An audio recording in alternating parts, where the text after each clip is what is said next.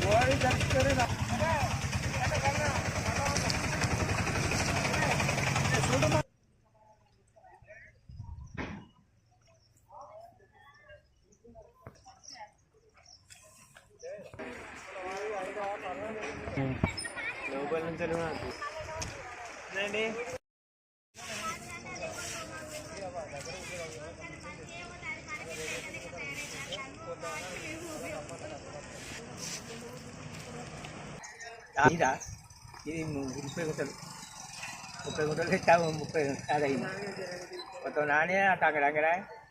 ఇప్పుడు మళ్ళీ నేర్పమంటే మళ్ళీ మాకు మళ్ళీ 4 రోజులు నేర్పాలి. అప్పుడు 4 రోజులు ఇప్పుడు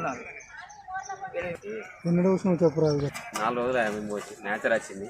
రేపైతే పోవు అక్కడ వర్షం వల్ల ప్రభుత్వం ఏమైనా ఇది తడిచిన వాటిలైనా కొంతమని కోరుతున్నాం. మళ్ళీ 4-5 రోజులు అయితే మళ్ళీ ఎండుతాయి. 4-5 రోజులు కాకముందుకే మీరు ఏమైనా నేచర్ వచ్చినా కొంతమని కోరుతున్నాం.